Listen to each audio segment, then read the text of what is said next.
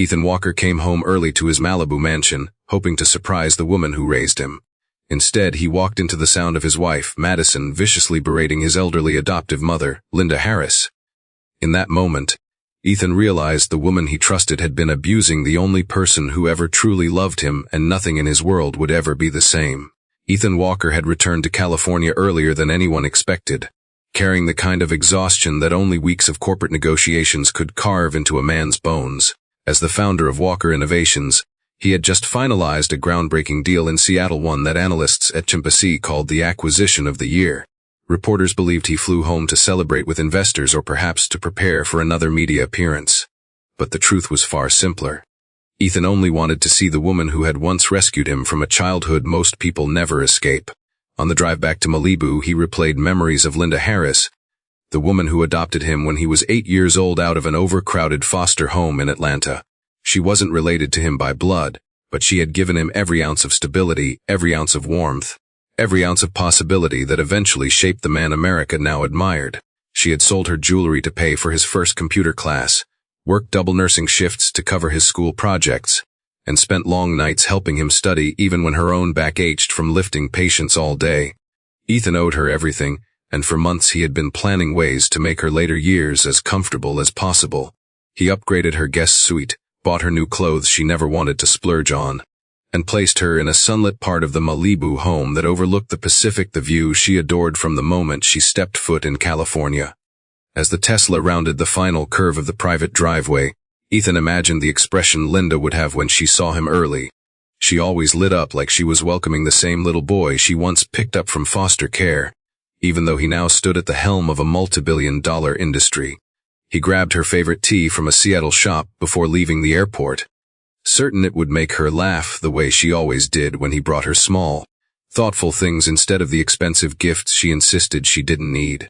Ethan parked near the side entrance, the one that opened directly into the kitchen, because that was where Linda spent most of her mornings, humming old gospel songs while preparing breakfast for everyone despite his repeated attempts to convince her to relax. He planned to walk in, wrap his arms around her, and thank her for everything she continued to be in his life. In his mind, the scene played out warmly. In reality, it unraveled in a way that felt like a punch to the chest. The moment Ethan stepped inside, he realized something was wrong. There was tension in the air, the kind that carried the sharp edge of confrontation. Instead of hearing laughter or the clinking of dishes, he heard the unmistakable tone of his wife, Madison, sharp, irritated, and layered with disdain. Ethan paused behind the marble column separating the hallway from the kitchen, unsure whether he was misunderstanding what he heard. But the longer he listened, the more he recognized the hostility in Madison's voice, the one she usually saved for arguments with her social rivals or the staff she dismissed too easily. He had never imagined she would use that tone with Linda. The words that followed knocked the breath from him. Madison criticized Linda for entering through the main hallway, complaining it made the wrong impression on her visiting friends. She said Linda needed to remember her place in the house, as if the woman who raised Ethan was nothing more than an inconvenience. Ethan froze. He had always believed Madison respected Linda, at least outwardly. He had never once considered the possibility that Madison's affection was nothing but a performance crafted for his benefit. It felt like the fabric of his marriage tore straight down the center. He almost stepped forward, but something told him to observe first. Something told him he was only seeing the surface of a much deeper problem. For months, Ethan had been traveling nonstop Seattle, New York, Austin, and while he believed his home remained a safe space for Linda, doubt now crept into him like a cold wind through a broken window. He listened as Madison complained about little things, like Linda's hair in the shower drain or her preference for the upstairs bathroom. But then Madison's criticism escalated into something uglier, dripping with prejudice and resentment. She belittled Linda's background, mocked the years Linda spent working as a nurse in low-income hospitals, and reduced Linda's lifetime of sacrifice to a paycheck from the foster care system. Ethan felt heat rising in his chest, not the heat of embarrassment, but the heat of betrayal. He had no idea his wife was capable of attacking Linda in such a cruel way. He took one small step toward the kitchen doorway and saw something he would never forget. Linda, the woman who had raised him from nothing, wearing a cleaning uniform. Ethan gripped the wall to steady himself. Madison had forced her to wear it. Forced her to dress like hired help in a home where she was supposed to be treated as honored family. It struck him like a physical blow. This was not one moment of anger or frustration. This was a pattern, long and calculated. Memories of his childhood surged through his mind. Linda at the stove in their old Atlanta apartment, stirring a pot of soup while keeping an eye on his homework. Linda cheering for him at school competitions even when she had worked an exhausting 12-hour shift. Linda telling him that one day he would grow up to be strong enough to protect others the way she protected him. Standing there in his own kitchen, Ethan realized she needed that protection now more than ever. The anger inside him shifted into something colder, steadier, more controlled. He thought of the security system, the cameras he had installed for safety during his long business trips. If Madison spoke this way when she thought he wasn't home, what had she done when absolutely no one was around? Ethan stepped back from the doorway and pulled out his phone.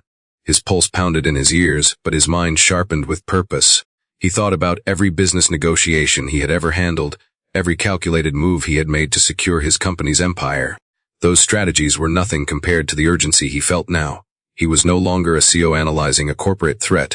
He was a son realizing that the woman he loved and trusted had turned his home into a hostile environment for the only person in the world who had ever loved him without condition. And as he opened the security app, Ethan made a silent promise to himself: whatever Madison had done, whatever she had been planning, whatever she believed she could get away with, this was the moment everything would change. Linda Harris had never sought gratitude for the sacrifices she made. She wasn't the type of woman who reminded people of her struggles or expected repayment for every long night or difficult shift. To her, raising Ethan wasn't an act of charity, it was an act of love. She first met him at a group foster home in Atlanta, a cramped, underfunded building where too many children slept in narrow bunks, and learned too early that the world didn't owe them anything. He was 8, small for his age, with eyes that scanned the room as if expecting disappointment but still hoping for something better.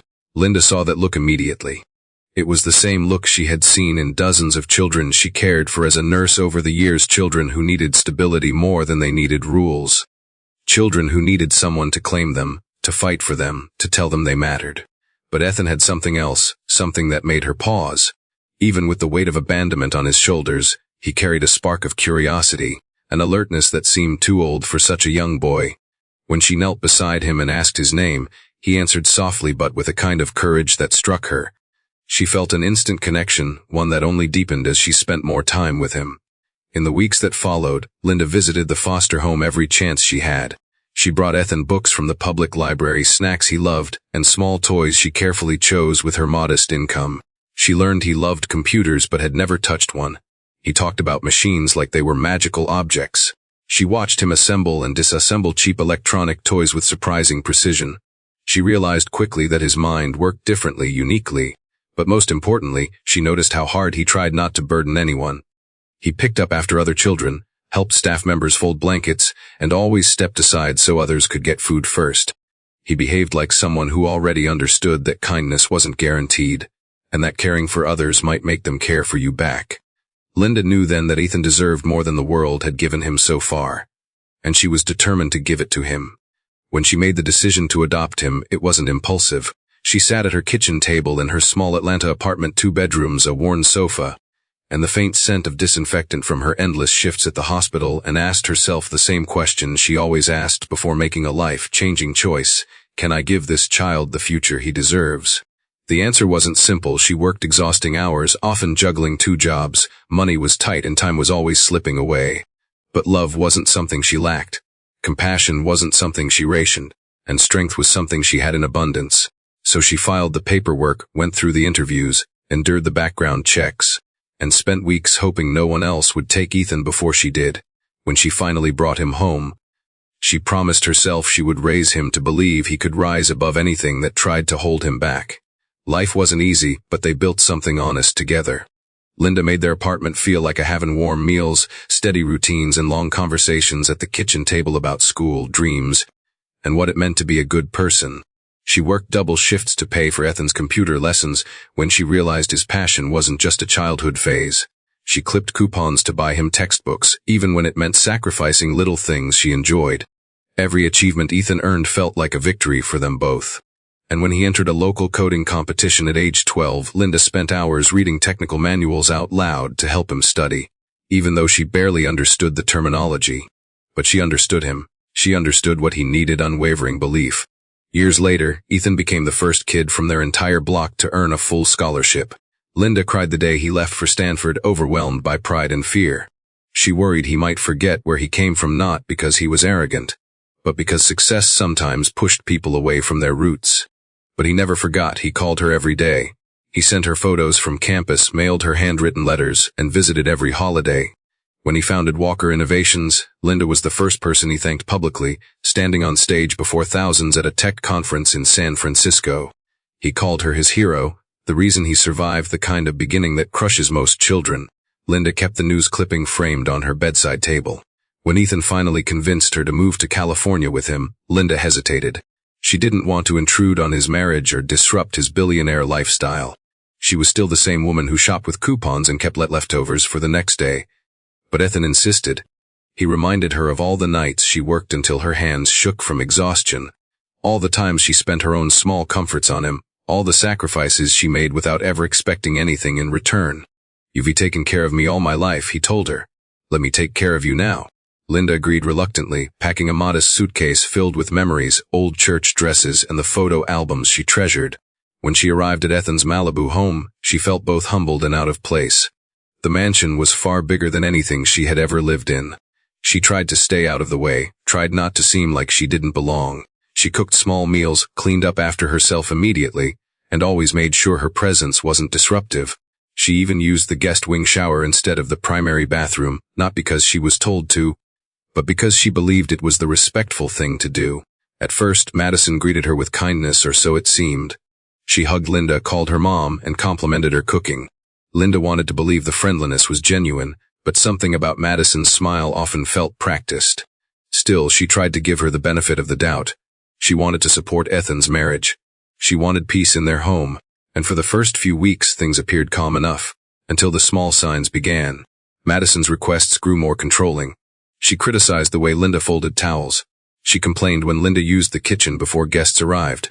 She made pointed comments about keeping the house presentable, and sometimes spoke to Linda as if she were an employee instead of family. But Linda ignored the discomfort out of love for Ethan. She didn't want him caught between his wife and the mother who raised him, so she stayed quiet, convincing herself the tension would fade. But it didn't fade, it intensified. Madison's warmth evaporated the moment Ethan traveled for business. She began giving Linda orders as though she ran a staff of housekeepers. Linda tried to comply, believing cooperation might prevent conflict. Yet the more she complied, the bolder Madison became. The guest wing she once enjoyed became a place she feared returning to. She felt stripped of dignity, forced into routines she never asked for, enduring treatment that chipped away at her spirit. Still, Linda endured because she loved Ethan. She carried the same strength she had relied on while raising him alone in Atlanta. She reminded herself that hard moments pass, that kindness eventually prevails, and that her son would protect her if he ever discovered the truth. But she didn't want him to worry. She didn't want to become a burden to the boy she had spent her life lifting up. What Linda never imagined was that Ethan would uncover everything, not because she told him, but because fate placed him in the right hallway at the right moment, allowing him to hear the cruelty she had shielded him from. And when he did, he realized that the woman who gave him everything now needed him more than she ever had before. Ethan didn't want to believe what he was hearing. At first, he assumed Madison was simply stressed, overwhelmed by social obligations, or frustrated by something unrelated. But the venom in her tone made it clear this wasn't frustration, it was contempt, and not the sudden kind that flares up in a heated argument. This was the kind that had been nurtured, sharpened, and used over and over until it felt natural to the one wielding it. Ethan remained near the marble column only long enough to understand that what he walked into wasn't a single moment of cruelty. It was a small window into something much darker. He stepped forward just enough to see the kitchen more clearly. The place that had once felt like a warm family hub now looked unfamiliar. On countless mornings, Linda would stand near the stove with a soft smile, humming as she cooked eggs or prepared tea. Today she stood stiffly beside the counter, wearing a uniform that didn't belong to her, a cheap-looking cleaning outfit that someone had clearly purchased for the sole purpose of demeaning her. Ethan felt a rush of disbelief. Linda never worked as a maid a single day in her life, and she certainly didn't need to work as one now. She was supposed to be cherished, not commanded.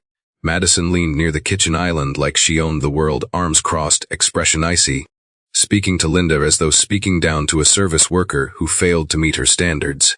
"You can use the basement bathroom," Madison snapped, tapping her manicured nails on the granite surface. "The one upstairs is for guests, real guests.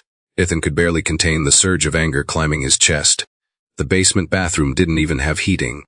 He remembered the contractor telling him last winter that the heating upgrade down there would take more time, and he had put the project off until summer. Now he understood why Madison never mentioned it again. She didn't want it fixed. She wanted the discomfort to remain. Linda stood straight, her hands folded together, trying to maintain dignity even while being stripped of it piece by piece. Ethan saw the tremble in her fingers and recognized it instantly. It was the same tremble she had when he was young and accused of stealing a toy he didn't take. The same tremble she had when she faced bigotry from patients or colleagues at the hospital. The same tremble she fought to control any time her pride was wounded. But Linda was resilient. She always had been. She looked at Madison and gently said, "I'm not trying to cause trouble.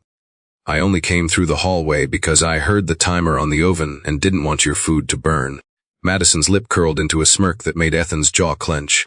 "My clients' wives don't want to see house staff walking around like they own the place. I've told you this before." House staff, that word sparked something primal in Ethan. Linda was his mother. She had never been employed by the Walker household, not when he was a kid, not now. She fed him before feeding herself, defended him when no one else would, protected him with a fierceness that money could never buy. And this person he married had dared to reduce her to an employee, no worse, to background furniture. Something to command, something to control. Ethan stepped closer, but just before he entered the kitchen, something stopped him. A flash of instinct. He remembered boardroom negotiations where reacting too quickly cost him leverage. He remembered all the times Linda told him as a child, "Baby, watch first. Understand what's happening before you choose how to act." She taught him to think with his heart and his mind. And right now, every instinct told him he needed to know the whole truth, not simply the portion he witnessed. So he stepped back. He forced himself to stay hidden long enough to hear Madison continue her tirade, speaking words designed to cut. She accused Linda of being out of place in a luxury home, mocked her background, and even implied Ethan only kept her around out of pity. Linda tried to defend herself, but the more she spoke, the more Madison twisted her words, weaponizing them to reinforce control. Ethan felt each line like a blow. He wanted to storm in, embrace Linda, and throw Madison out of the house immediately. But he forced himself to remember that if this abuse had been happening regularly, he needed proof. Not for himself, he already believed Linda, but to ensure Madison could never rewrite the narrative, never gaslight her way out of consequences. Ethan slowly walked backward out of view and reached for his phone. His thumb hovered over the security app icon. All the mansion's cameras were synced to his phone, but he never reviewed them unless he was out of town. Now he regretted that oversight.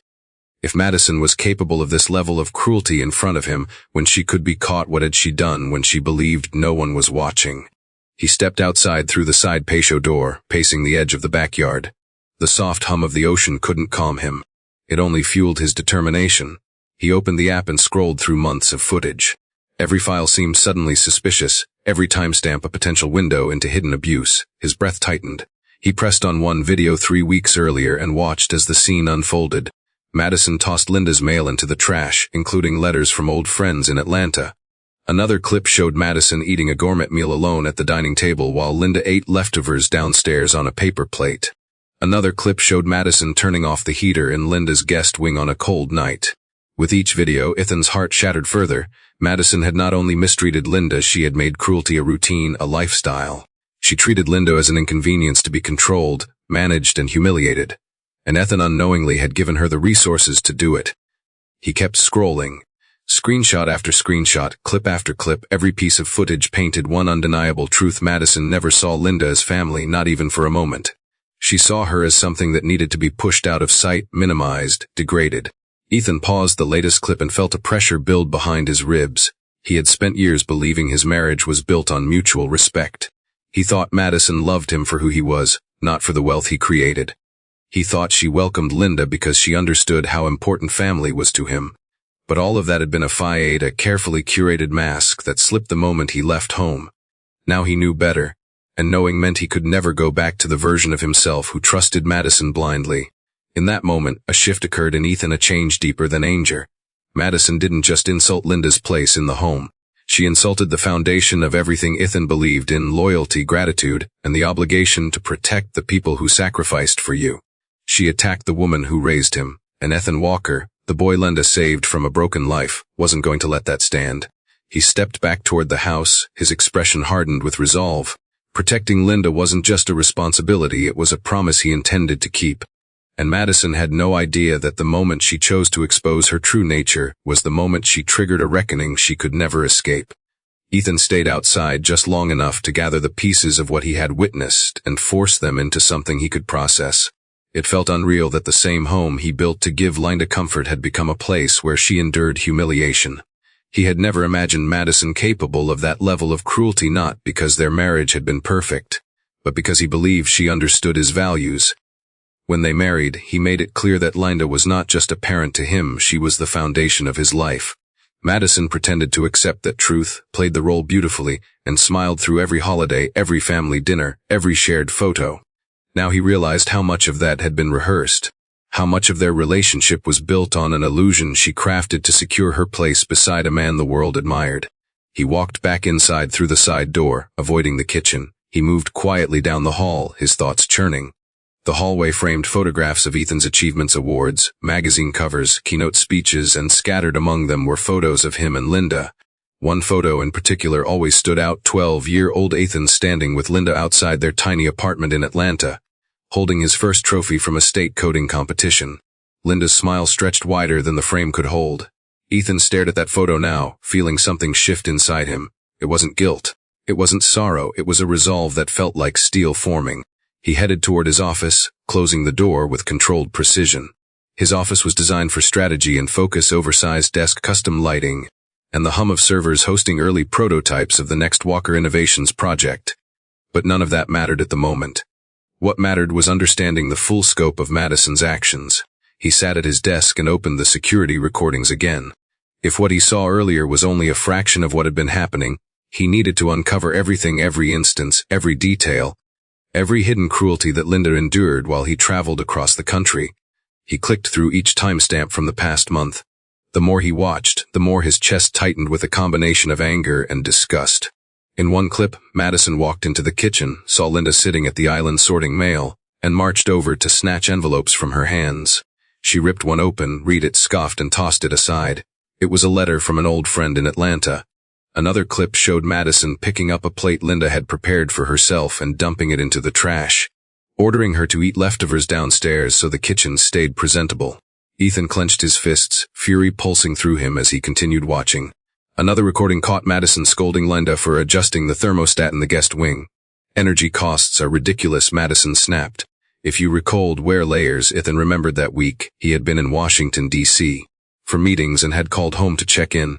Madison told him everything was fine, that Linda spent her days enjoying the California sunshine. Yet here in front of him was footage of Linda shivering, rubbing her hands together, trying to warm herself inside the house he bought so she would never feel discomfort again. He watched clip after clip, each one revealing a new pattern of cruelty. Madison isolated Linda, cut her off from friends, controlled her movements in the house, and belittled her whenever possible.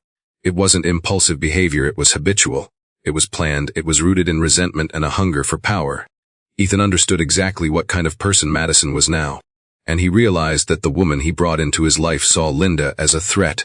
Not because Linda did anything wrong, but because Madison couldn't handle sharing Ethan's loyalty with someone she considered beneath her. He leaned back in his chair, pressed his hands together, and took a long breath. The anger burning inside him was no longer chaotic. It was focused. He wasn't just a man reacting to betrayal, he was a strategist who had built an empire brick by brick. And while Madison believed she held the upper hand because Ethan traveled frequently, she made one fatal mistake: she underestimated the bond between Ethan and Linda. She thought Ethan's love for her, or his absence from home, would prevent him from unraveling the truth. She never expected the security system to betray her. She never expected Ethan to catch her on the one day she dropped her mask completely. He stared at the screen, recognizing that he now held undeniable evidence. Video clips, audio snippets, timestamps, everything he needed to confront Madison, protect Linda, and dismantle whatever plan Madison had been constructing. And he knew she had a plan. People like her didn't escalate cruelty without preparing a long-term strategy. If she was capable of forcing Linda into a demeaning uniform and banishing her to a freezing basement bathroom, she was capable of far more dangerous decisions. Ethan opened a notepad and began writing a list. He wrote every concern he had, every question that needed answers, and every step he needed to take. The list wasn't emotional, it was tactical. He had built a multi-billion-dollar company by analyzing threats, gathering evidence, and acting decisively. Now he was applying those same skills to the one place he never thought he'd need them, his home. He wrought it. Confirm if Madison isolated Linda from mail or calls. Review medical files to ensure no forged documents exist. 3. Check financial records for suspicious activity. 4. Investigate any conversations or messages Madison had about Linda. Protect Linda from any immediate retaliation. Remove Madison's access to legal, financial, or medical authority. Once he finished the list, he opened his laptop and began contacting people he trusted: his lawyer, his assistant, and a private investigator whose reputation in Los Angeles was impeccable. He didn't tell them everything yet, he told them enough to know it was urgent. Before leaving his office, he looked once more at the feed from the kitchen camera. Linda was wiping down the counter slowly, trying to maintain composure, while Madison scrolled through her phone just a few feet away, as if her cruelty required no thought at all. That was the moment Ethan made a promise, not in words but in conviction, that Linda would never experience another moment of degradation in his home. He stood, walked toward the door, and straightened his jacket. The confrontation with Madison would come later, but not unplanned, not rushed. He had learned from Linda herself strength was not loud or impulsive. Strength was measured, intentional, and guided by unwavering loyalty. Ethan stepped into the hallway with one purpose: protect the woman who gave him a life worth fighting for and ensure that Madison Walker would face consequences she never expected. Ethan continued reviewing the security footage, each clip revealing another layer of cruelty he could barely comprehend. The more he watched, the clearer it became that Madison's actions were not impulsive moments of frustration. They were deliberate, orchestrated, and executed with a consistency that showed planning rather than emotion. This wasn't a series of bad days, this was a lifestyle, one Madison had carefully constructed the moment Ethan boarded a plane for business. And what horrified him most was how thoroughly she manipulated the environment to ensure Linda felt unwelcome in a home meant to be her sanctuary. He clicked into a folder dated a month earlier and found a video labeled simply dinner. Ethan tapped it, and the recording opened. The frame showed the dining room, prepared beautifully, linen tablecloth, crystal glasses, polished silverware. But instead of 3 people sharing a meal, it showed Madison sitting alone at the head of the table, cutting into a perfectly plated steak. Downstairs, on a second feed-marked basement, Linda sat on a stool with a paper plate holding leftover pasta Ethan recognized from days earlier. Madison had separated the meals intentionally. She didn't want Linda seen, didn't want her heard, didn't even want her occupying the same space. Linda had cooked for both of them earlier that evening. Ethan remembered texting Madison from Seattle asking her to remind Linda to eat something warm, but on camera, it was clear Linda never received the meal she made. Another clip revealed an even heavier truth. Linda stood in the living room holding a small box of mailed letters. When she opened one, her face brightened with a soft smile, an expression Ethan recognized as the one she always had when hearing from old friends in Atlanta. She sat down slowly, holding the letter to her chest like it was a lifeline. Moments later, Madison entered the room, walked over without hesitation, grabbed the letter, and tossed it into the trash. She didn't even pretend to read it. She didn't hide what she was doing. "No need to drag old neighborhoods into this house," she said sharply, walking away as Linda attempted to retrieve it. Ethan watched the footage with disbelief, feeling each second carve deeper into him. Linda's connection to her past wasn't something to be thrown away like scrap paper, it was part of who she was. Part of her soul. And Madison treated it as clutter. Scrolling further, Ethan found another clip that hit him harder than he expected. It was from a week when California experienced an unusually cold snap. He remembered calling Madison and asking if she had checked on Linda, and Madison had replied cheerfully, "Of course, she's warm and cozy." But the cameras proved the opposite. The footage showed Madison walking to the thermostat in the guest wing and lowering it to 60 degrees. She turned to Linda, who was wrapped in a thin sweater, and said, "The heating bill is ridiculous. You will manage." Linda didn't argue. She simply nodded and rubbed her arms. Ethan's throat tightened. He had installed the heating system precisely so Linda would never feel cold again. The sight of her shivering in his house made something inside him fracture. The more he uncovered, the more his mind shifted from outrage to strategic foresight. Madison wasn't simply mistreating Linda. She was deliberately isolating her. Ethan recognized the pattern from research he had read while donating to domestic abuse programs: separation from social ties, control over environment, manipulation of daily routines. Madison had methodically positioned herself as the gatekeeper of everything Linda had access to. Ethan saw that now. She monitored Linda's calls, threw away correspondence, removed comfort items, criticized her clothing choices, and even dictated where she was allowed to walk in the house. Each action chipped away at Linda's confidence, making her hesitant, unsure, withdrawn. It was psychological conditioning. One video in particular made Ethan stop breathing altogether. It showed Linda preparing a cake, carefully decorating it with a message written in frosting, "Happy Adoption Anniversary." Ethan remembered the date. It was the exact day Linda officially became his mother 30 years earlier. She celebrated it every year, even if quietly. Linda set the table with candles and a bouquet of flowers she likely purchased with her own small allowance. The dining room looked like a place ready for a heartfelt moment. But then Madison entered, saw the setup, and froze. Her reaction wasn't confusion, it was irritation. She walked over, looked at the cake, and said, "What is this supposed to be? A performance?" Linda explained it was a special day, that Ethan always appreciated the celebration. But Madison laughed a cold, dismissive laugh and picked up the entire cake before throwing it into the trash can. Linda's hands shook as she tried to save the candles, but Madison blew them out and pushed the tray toward her. "Clean it up, and stop pretending you belong here." Ethan stared at the video, unable to process the cruelty of that moment. He remembered calling Madison from Seattle that evening, asking her to make sure Linda received the flowers he ordered. Madison said Linda was thrilled. Now he understood the truth. Linda's tears that night weren't tears of joy, they were tears of heartbreak. Of believing Ethan had forgotten the one date that mattered most to both of them. Ethan's heart twisted painfully. Madison had weaponized his absence. He moved on to another clip, and this one shifted his understanding completely. Madison stood in the living room with her phone pointed at Linda. She recorded Linda folding laundry slowly, deliberately filming her hands shaking. "This is what I have to deal with," Madison said to the camera. She posted it to a private group chat. A few minutes later, Ethan saw the notification appear on screen. Madison wasn't just abusing Linda. She was documenting her as unstable, mentally declining, incapable.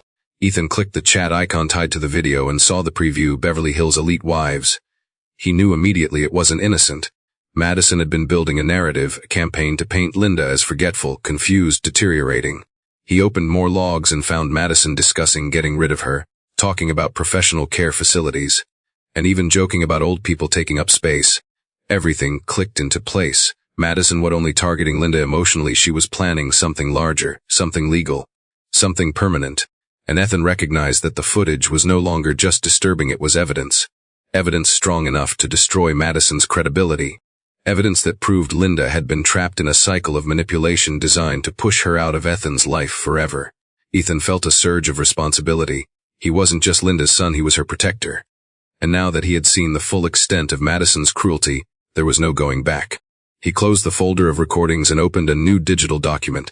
The title read, "Immediate Actions to Protect Mom." He began typing without hesitation. This wasn't about revenge. It wasn't even about anger anymore. This was about justice, and Ethan Walker was fully prepared to bring it. Ethan stared at the screen, his pulse steady but his determination sharpening with every passing moment. The list he wrote, originally just a few urgent points, quickly evolved into a full strategic outline. Something drawn straight from the mindset that built Walker Innovations into a national powerhouse. He wasn't dealing with a business rival, though. He was dealing with someone inside his home, someone he invited into his life, someone who now posed a threat to the one person he valued above all else. Protecting Linda wasn't a choice, it was an obligation. And Madison had no idea she had just triggered the same instincts that allowed Ethan to outmaneuver industries 10 times more ruthless than she could ever dream of being. He leaned back, reviewing the list again, expanding each line into detailed action steps. The first priority was Linda's immediate safety. He needed to ensure she would no longer be exposed to Madison's cruelty, not even for a minute.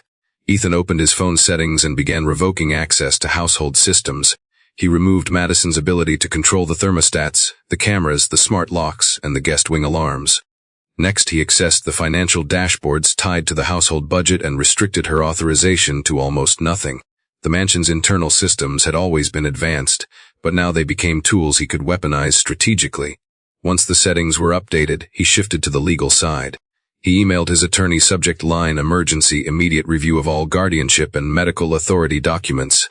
He didn't explain everything yet, because he needed to move carefully. But he made it clear that any past signatures granting Madison rights over Linda must be suspended, revoked, or legally voided within hours. If Madison had already attempted to initiate guardianship proceedings or forged documents claiming Linda was mentally declining, Ethan needed to stop that process before it gained traction. He knew how the legal system worked: slow, bureaucratic, and easily manipulated by someone with confidence and a rehearsed story. Madison would surely present herself as a concerned wife trying to protect an aging relative. Ethan knew better. But this wasn't only about legal strategy, it was about uncovering Madison's motivations. He clicked to the next folder on the security app audio logs phone capture. As he pressed play on several clips, he listened to snippets of Madison's calls. In one, she spoke to a friend from her Beverly Hills circle, complaining that having an old woman roaming around the house ruins the aesthetic. Another call revealed Madison saying she was this close to convincing Ethan that Linda needed special care. In another, she talked about freeing up space in the house for a proper guest suite she planned to redesign. Ethan felt disgust rising again. The woman he married cared more about the impression of her home than the humanity of the woman who raised him. He scrolled deeper and found a call that shifted the atmosphere entirely. Madison was speaking to a lawyer, someone Ethan didn't recognize, asking what documentation she needed to demonstrate Linda's decline. The lawyer's voice responded with clinical detachment, explaining that memory lapses, confusion, or unsafe behavior could justify a petition. Madison responded confidently that she had plenty of evidence and just needed the right signatures. Ethan immediately forwarded the clip to his attorney with the message that this must be stopped. Prepare a counteraction immediately. He sat back again, his chest tightening as reality hit him. Madison hadn't just abused Linda out of resentment. She had a plan: remove Linda permanently, gain complete control of Ethan's household, and position herself as the sole authority in his personal life. Ethan realized she didn't view him as a husband, she viewed him as an asset to be controlled. And Linda, the woman who shaped Ethan's core, was simply an obstacle in her way. With that understanding, Ethan moved to the next task: surveillance consolidation. He began downloading every relevant video, every audio clip, and every message involving Madison's actions. He organized them into categories: emotional abuse, environmental manipulation, isolation tactics, and legal intent. He was as thorough as any investigator because he knew that when the time came to fight, the truth needed to be undeniable. Madison excelled at performances. She could cry, beg, manipulate, and twist stories with ease, but no performance could outrun documented proof. After compiling the evidence, Ethan encrypted the files and uploaded duplicates to 2 separate cloud servers, one tied to his company's cybersecurity division and another tied to his personal vault. He also created a physical copy on a drive he stored in the locked drawer of his desk. This wasn't paranoia, it was preparation. Madison wouldn't go down easily. She would retaliate. She would attempt to twist the narrative, maybe even accuse Ethan of neglecting Linda. So he made sure that every angle was covered. With the digital side secure, Ethan returned to the human side of the problem: Linda. He needed to talk to her, but he also needed to be careful. Asking her outright might cause panic, especially if she believed she was the source of trouble. Linda would never want to create conflict in Ethan's marriage. It was in her nature to protect others even at her own expense. So Ethan knew he had to approach her gently, with reassurance rather than alarm. But he also knew he couldn't pretend everything was normal. He left his office and walked toward the backyard where he suspected Linda might be. She often sat near the small herb garden Ethan built for her, tending to basil and rosemary like they were old friends.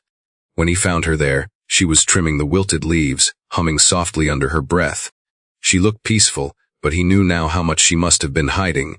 He approached slowly. "Mom," he said, his voice steady though carrying weight beneath the surface. Linda looked up, offering a warm smile, the kind that had always made Ethan feel grounded. "You re home early, baby," she said. What a surprise. Ethan sat down beside her, watching her hands. They were the same hands that comforted him as a child, the same hands that held him after nightmares, helped him with homework, and worked extra shifts to give him opportunities she never had. Those hands didn't deserve cruelty. "Mom," he said gently, "has everything been okay while I've been traveling?" Linda paused for a fraction of a second, not long, but long enough for Ethan to catch. She nodded slowly. "Everything's fine, baby. Don't worry." He studied her expression. She wasn't lying to deceive him. She was lying to protect him. She always did. Ethan placed his hand over hers. "You know you never have to hide anything from me." Linda exhaled softly and looked toward the house. "Your wife, she has her ways," she said quietly. "Maybe I'm not adjusting well enough. Maybe I'm in her way." Those words broke something in Ethan. He knew then that Madison's manipulation had been deeper than he imagined. She didn't just bully Linda, she made Linda doubt her own worth. He felt a surge of determination stronger than anything he had felt in years. "Mom," he said, voice firm and unwavering, "you are never in my way. Ever. You belong here and I will fix this." Linda looked at him, unsure of what he meant. But Ethan already knew what needed to be done. He would not allow another day to pass with Madison having power over Linda or over him. The next steps were already clear in his mind: gather more evidence, consult a private investigator, and dismantle Madison's strategy from the inside out. Because Ethan Walker wasn't just a son anymore. He was a man preparing for war, a war he intended to win not out of anger, but out of the unshakable loyalty to the woman who raised him into someone Madison never expected him to be. Ethan returned to his office with a growing sense that what he had uncovered so far was only the surface of something far more calculated. Madison's cruelty at home was already unforgivable, but Ethan suspected she had taken her hostility outside the boundaries of the house. He knew her well enough to understand she thrived on attention, especially from the affluent wives in her Beverly Hills circle. If she was mistreating Linda behind closed doors, there was no way she resisted boasting or manipulating narratives among her social group. Madison was obsessed with status, with appearing superior, with gaining validation from women who lived for extravagant brunches, designer gossip, and petty rivalries. Ethan never cared for that world, but he tolerated it for the sake of the marriage, something he now regretted deeply. He opened the security system's messaging archive again, scrolling until he found a file labeled Social Sync. Ethan remembered installing an automated backup system for Madison's phone while updating the mansion's tech infrastructure. She never questioned it, assuming anything labeled sync was routine maintenance. He clicked the file, and it opened a dashboard with mirrored chat logs from her messaging apps. Instantly, his stomach tightened. She had multiple chat groups, but one stood out like a flare in the dark: Beverly Hills Elite Wives. He tapped the thread, expecting arrogance, snobbish comments, maybe occasional complaints about Linda. What he didn't expect was the magnitude of hatred waiting for him. At the top of the screen was a message Madison had written days earlier: Ethan's old lady is becoming a problem. She doesn't know her place, thinks she's family. Ethan felt heat rise in his chest. Linda was family. She made Ethan's life possible. But Madison spoke as though Linda were an unwanted object taking up space in her curated mansion. He scrolled further. The conversation quickly devolved into something uglier. Madison posted pictures Ethan didn't even know existed. One photo showed Linda carrying laundry with shaky hands. Madison captioned it, "Look how confused she is. It's getting worse." Another photo capped Linda standing near the pantry, her posture tired. Madison wrote it, "Caught her wandering again. I swear she's losing it." The group responded with snide comments. "Old age always gets in the way," one woman wrote. "You should be drawn boundaries from the start," another added. Ethan recognized many names: wives of CEOs, heirs to real estate empires, women whose families appeared constantly in lifestyle magazines. These were the same women who smiled at Ethan during charity galas, praising his generosity, pretending to admire Linda whenever she attended staff appreciation dinners with him. Their hypocrisy made his jaw clench. But the thread took an even darker turn. Madison sent a long message detailing her supposed plan: "I'm documenting everything. Once I have enough proof she's unstable, I'll convince Ethan that she needs professional care. She'll be out of the house by next month." Ethan's chest tightened as he read the line again. Proof she's unstable. Madison manufactured an entire fantasy narrative, using photos taken without Linda's knowledge and framing them as signs of mental decline. He moved further down the chat. One member, Samantha Vance, wife of a luxury resort owner, replied, "That's what I did with my husband's aunt. Worked faster than I expected." Another wrote, "These old folks cling too long. You're doing the right thing." Ethan felt a heaviness settle in the pit of his stomach. This wasn't just private cruelty. It was collective reinforcement of abuse, a network of entitled women encouraging each other to remove elderly family members like they were clutter. But then Ethan found a message that made his entire body tense. Madison had posted a video clip, one captured from the security cameras without Linda's awareness. It showed Linda accidentally dropping a glass in the kitchen. The caption, "Here's the proof I needed. Look how unstable she is." She cried afterward like she didn't know what she was doing. Ethan watched the clip. Linda dropped the glass because the stove timer beeped unexpectedly and startled her. She bent down slowly, picking up the shards with visible embarrassment. There was no confusion, no disorientation. Madison had twisted a moment of vulnerability into a false sign of decline. He scrolled to the next message. Madison wrote it, "By the time Ethan gets back from Seattle, she'll look like she can't take care of herself. I'll talk to him at the right moment." Ethan felt something inside him ignite. He wasn't known for losing control. As a CEO, he made decisions with precision. But now the precision took on a new form, one aimed at exposing the truth rather than building a business. The messages continued. Madison bragged about telling the Spuru group that Linda was forgetful and hard to deal with. She mentioned hiding Linda's mail to prevent distractions. Ethan read that line 3 times. Mail wasn't a distraction, mail was connection. Madison had intentionally severed those ties, isolating Linda from the world she once belonged to. That wasn't just manipulation, it was psychological sabotage. One particular exchange stood out sharply. Madison wrote, "He thinks she's sweet and harmless, but I see right through her. She's old and has no place in our life. I'll fix this soon, another woman replied. Ethan is too soft. You redoing the hard work for him. Ethan's grip tightened around the phone. Soft, the word echoed through him. Softness wasn't the reason he cared for Linda. Loyalty was, gratitude was, heart was. But these women spoke like compassion was a weakness requiring correction. He reached a message from 2 weeks earlier. Madison uploaded a photo of Linda cleaning up the kitchen late at night. The caption read, "Trained her well. She finally knows her role." The replies were worse, laughing emojis, comments about putting people in their place, and suggestions on how Madison could push the process along faster. Ethan's vision narrowed slightly as he read. The cruelty wasn't just personal, it was endorsed, encouraged, elevated within that group. For a moment, Ethan felt an ache deep in his chest, not from anger but from heartbreak. Linda had always assumed the best in people. She treated everyone with generosity, even when she received nothing in return. And here she was, reduced to gossip fodder among women who had never worked a hard day in their lives. They mocked her age, her history, her presence. They mocked the years she spent sacrificing everything so Ethan could have a future. He continued reading until he reached the most damning message of all.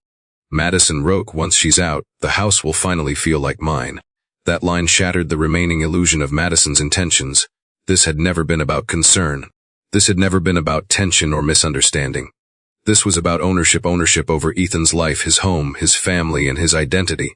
Ethan closed the chat, his jaw tight, his expression hardened with certainty. Madison wasn't just a threat to Linda. She was a threat to everything Linda had built in Ethan, everything he valued, everything he carried from childhood to adulthood. Madison had tried to erase Linda from his life, and she believed she could get away with it.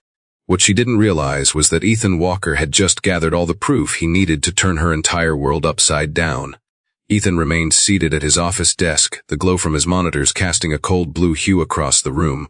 The evidence he had uncovered in the chat log replayed in his mind like a relentless loop, each message revealing another layer of deception and cruelty. Madison hadn't just been abusive, she had been meticulous. She constructed an image of Linda as frail, confused, unstable, an image she intended to use against her. And she wasn't working alone. The Beverly Hills Elite Wives Group wasn't just a social circle, it was a support system built around manipulation, privilege, and entitlement. Ethan knew he had to dismantle Madison's scheme from every angle, leaving no avenue for her to twist the truth. He pulled his laptop closer and opened an encrypted note. At the top he typed a new header, "Full counteraction strategy." Beneath it, he began dividing his plan into phases like a CEO prepping for a high-stakes takeover. Phase 1, secure Linda. Phase 2, legally weaken Madison. Phase 3, document everything thoroughly. Phase 4, prepare for confrontation. Phase 5, remove Madison from the house permanently. Phase 6, protect Linda's reputation. Before anything else, Ethan needed to make sure Madison had no remaining channels of influence. He opened his legal files and found the emergency documents his attorney prepared years earlier. Durable power of attorney forms designed to protect his company in case of an accident. Madison had been granted temporary oversight in the event of a medical emergency. But Ethan never imagined she would use that authority against Linda. He scanned the forms quickly, then drafted a message to his attorney. Wrote, "All spousal authority immediately, file today, no delays." Next, he contacted his financial manager, requesting all household accounts linked to Madison be frozen except for a single personal debit card with minimal monthly allowance. He phrased it carefully to avoid suspicion. Temporary security audit. Keep this confidential. He knew his team would comply without question. His status as CEO meant his directives were followed swiftly and discreetly. The next step required more precision. He opened the contact folder for the private investigators he sometimes hired during company disputes. The man he needed wasn't corporate, he was personal. Marcus Hawk Hensley, a former lapped investigator known for handling domestic manipulation cases with unmatched efficiency. Ethan typed out a brief but urgent message and need immediate assistance. High-level domestic fraud and psychological abuse case must remain confidential. Within minutes, Hawk replied, "On my way, give me 40 minutes. Ethan exhaled slowly, reinforcements were coming. While waiting, he continued organizing evidence into categorized folders, one labeled emotional abuse, another environmental manipulation, another isolation tactics, and the most critical, legal intent.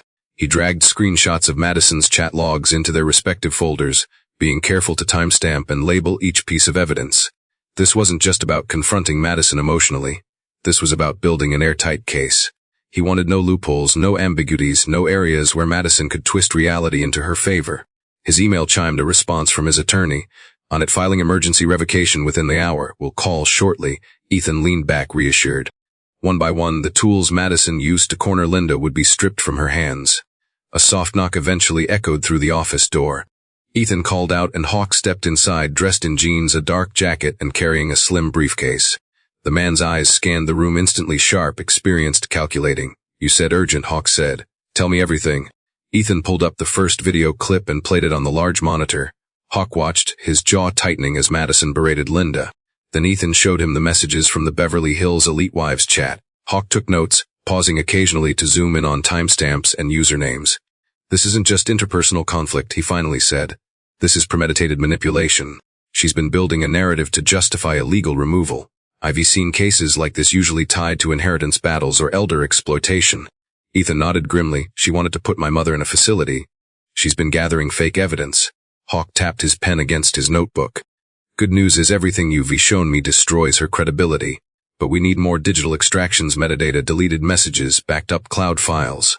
If she's been planning this for months, she slipped up somewhere. I just need her out of Linda's life," Ethan said, voice low. "But I want this done legally, strategically, no loose ends." "You'll have that," Hawk said. "I'll handle the phone extraction tonight.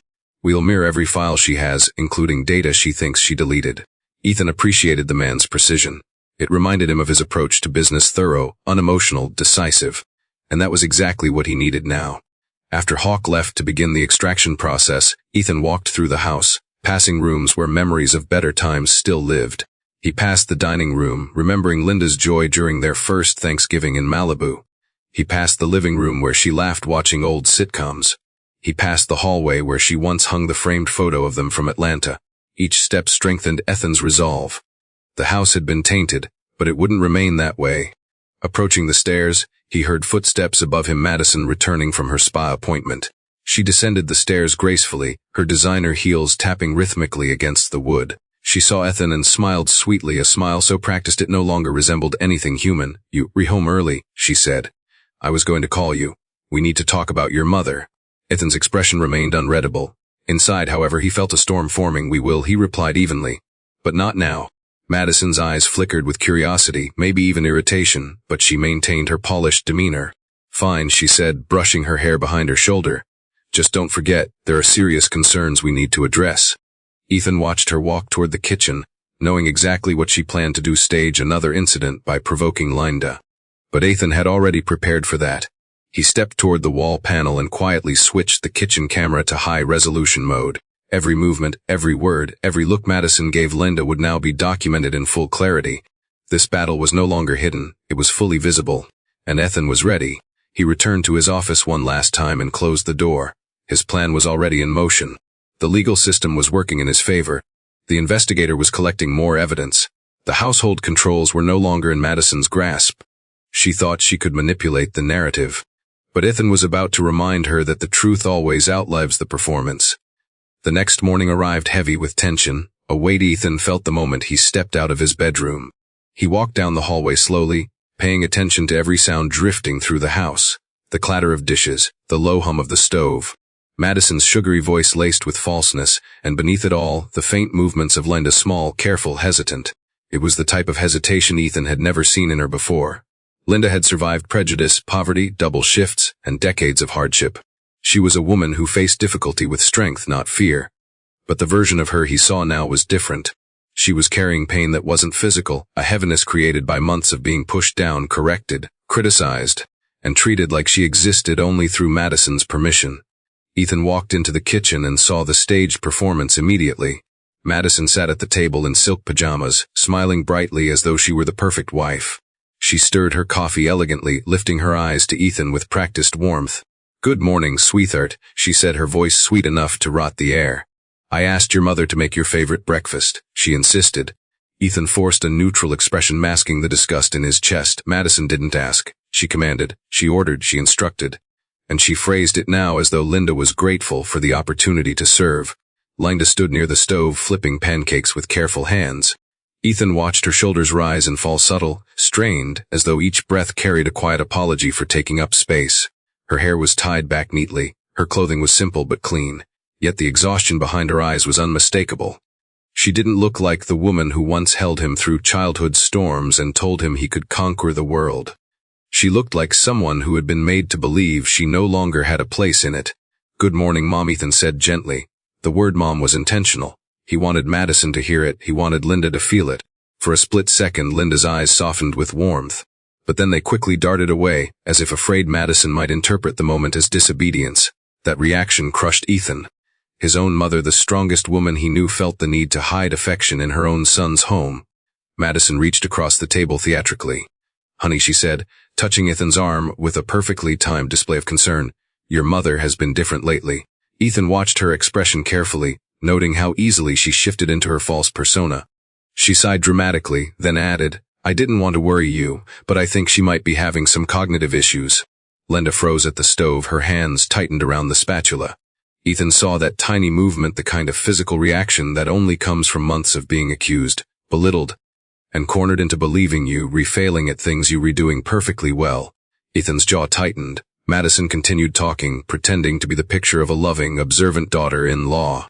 "Yesterday," Madison said, lowering her voice like she was sharing a heartbreaking secret, "I found her wandering the hallway at 3 a.m., completely confused about what day it was." Ethan didn't need to check the footage, he already knew what had really happened. Linda had been trying to call an old friend in Atlanta who was recovering from surgery. Madison intercepted the call, told Linda no one answered, and then turned the situation into behavioral evidence. "That's not true," Ethan replied calmly, though his internal fury simmered. "She told me she was calling a friend." Madison blinked, surprised he already knew. But she recovered quickly, slipping right back into performance mode. "Well, maybe," she said with a gentle shrug, but she seemed disoriented. Linda slowly placed the plate of pancakes on the table. She didn't sit down, she stood near the counter like a servant awaiting instruction. Ethan looked at her with absolute heartbreak. Madison hadn't only mistreated her, she had trained her. Conditioned her to expect criticism, to wait for approval, to believe the home belonged to Madison, not to both of them. "Mom," Ethan said softly, pulling out a chair beside him, "sit with us." Linda hesitated. Ethan recognized the hesitation immediately. It was fear. Fear of being told she was overstepping. Fear of being reprimanded. Fear of Madison's displeasure. Madison's smile faltered for a fraction of a second, then corrected itself as she said, "Oh, let her finish cleaning up first. She doesn't mind." But Linda did mind. Ethan saw it in the way her shoulders slumped slightly, the way her hands clutched the edge of the counter. She was trapped between two worlds, the role Madison forced onto her, and the affection Ethan offered. And she didn't know which one she was allowed to respond to. Ethan quietly stood, walked to the counter, took Linda's hand, and guided her to the chair. She looked down at her lap, unsure, her eyes glistening with something she tried very hard to hide. Madison stared, stunned that Ethan openly contradicted her. "Honey," Madison said, trying again, "I don't think." "I wasn't asking," Ethan said gently, but with a firmness that made Madison's jaw tighten. "She's sitting with us." Linda's hands shook slightly as she rested them on the table. Ethan placed a napkin in front of her and whispered, "You deserve to eat with your family." Linda didn't look up, but her breathing changed, more steady, more present. But Madison wasn't done with the performance. She leaned in dramatically. "Sweetheart, I know you love her, but you have to see what I'm seeing," she said. "She's forgetting things. She's making mistakes. She left the bathroom running again last night." Ethan cut her off. "No, she didn't." Madison blinked. "Well, that's what I heard." "You weren't home," he said. "You were at your spa appointment." "I checked the logs." Madison paused, thrown off balance. Her mask slipped just enough for Ethan to catch the irritation beneath it. She masked it again with a laugh. "Oh, I must be mixed up the days. You know how busy I've been." Ethan saw through it instantly. Madison wasn't confused. She was testing how much control she still had. How much of her narrative she could still feed him. How much of Linda's self-worth she could still erode. But it wasn't working anymore. Ethan watched Linda take a small bite of her breakfast, her eyes still lowered. She didn't speak, didn't defend herself, didn't protest the lies she had just heard. That alone told Ethan everything. A woman who once stood up to racist hospital managers, who once marched for civil rights, who once faced down adversity with unbreakable strength, now believed her voice wasn't allowed in her own home. And that was Madison's doing. The longer Ethan watched, the more he understood that confronting Madison emotionally wouldn't be enough. This wasn't an argument. This was a systematic dismantling of Linda's dignity, carried out over months with precision and cruelty. As breakfast dragged on, Madison tried 2 more subtle jabs, mentioning how Linda forgot to turn off the porch light, or how she seemed confused about Ethan's meeting schedule. Each comment was crafted to embed doubt, but Ethan wasn't listening to Madison anymore. He was watching Linda. Every time Madison spoke, Linda flinched slightly, her muscles tightening. Every time Ethan tried speaking directly to her, Linda hesitated before responding, like she needed approval from someone else.